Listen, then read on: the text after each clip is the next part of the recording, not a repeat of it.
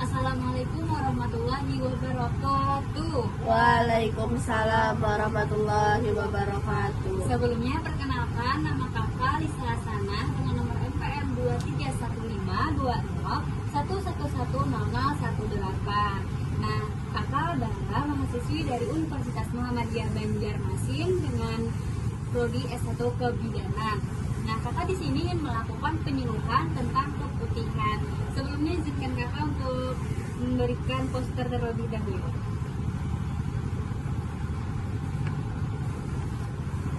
Bisa dilihat dan juga dibaca dan juga diperhatikan ya adik-adik.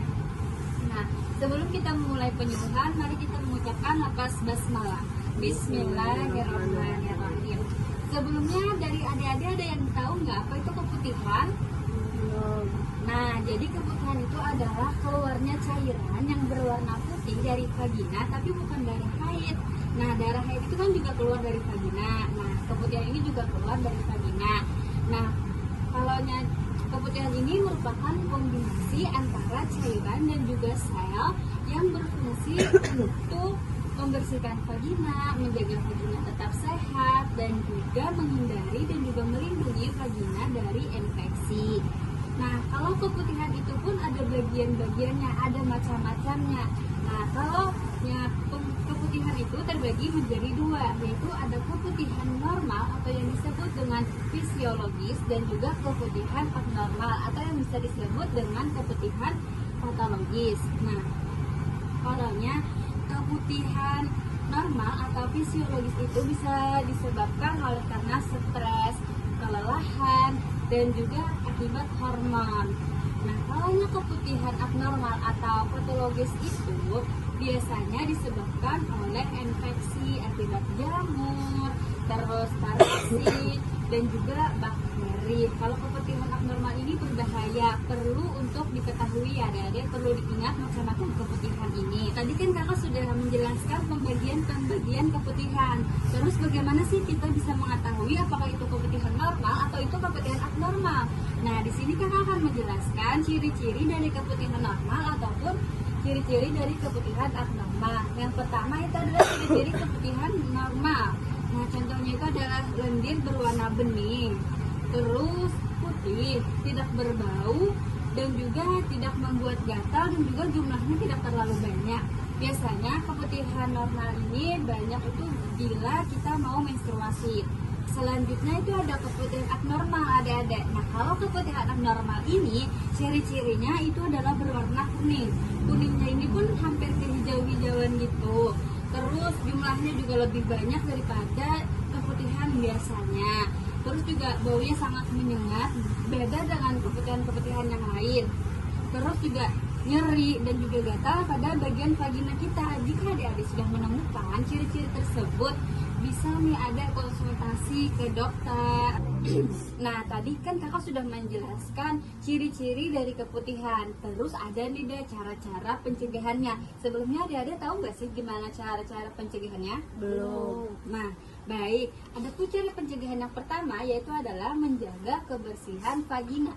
Gimana sih cara menjaga kebersihan vagina? Nah, yang pertama itu adalah cebok dari depan ke belakang, bukan dari belakang ke depan. Terus yang kedua itu adalah rutin mengganti celana dalam.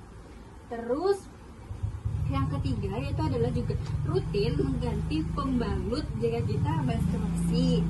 Nah, selanjutnya itu adalah dua, menggunakan pakaian yang tidak ketat. Nah, celana dalam itu juga perlu untuk diperhatikan. Jangan menggunakan celana dalam yang ketat.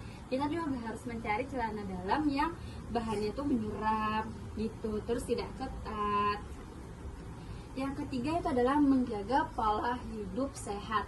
Gimana sih cara menjaga pola hidup sehat itu? Nah, yang pertama itu adalah olahraga, menghindari makan dan minuman yang manis-manis, terus minuman yang bersoda itu harus dihindari adik-adik.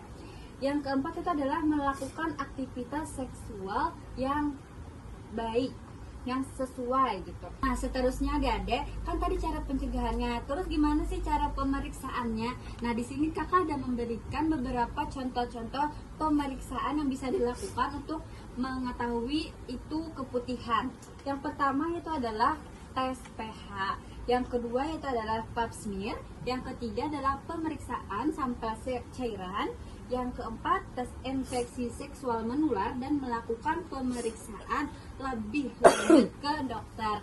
Nah, jika kita sudah pap smear segala macam, terus masih ada, kita alangkah baiknya untuk melakukan pemeriksaan lebih lanjut ke dokter spesialis atau dokter apa gitu yang lebih tahu tentang keputihan ini adik-adik. Nah, dari adik-adik ada yang ingin ditanyakan nggak? Saya Kak mau bertanya. Ya, silakan adek. Jadi untuk keputihan yang berwarna hijau tadi itu berbahaya atau tidak ya Kak? Nah, ya terima kasih Ade sudah bertanya. Tadi kan ada ciri-ciri keputihan. Nah, ciri-ciri keputihan abnormal itu warnanya kuning hingga kehijauan.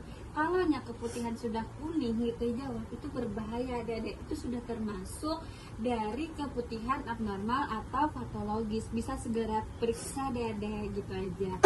Ada yang ingin bertanya lagi? Cukup. Baik, cukup. Nah, sebelum mengakhiri, Kakak izin untuk membacakan kata-kata ya.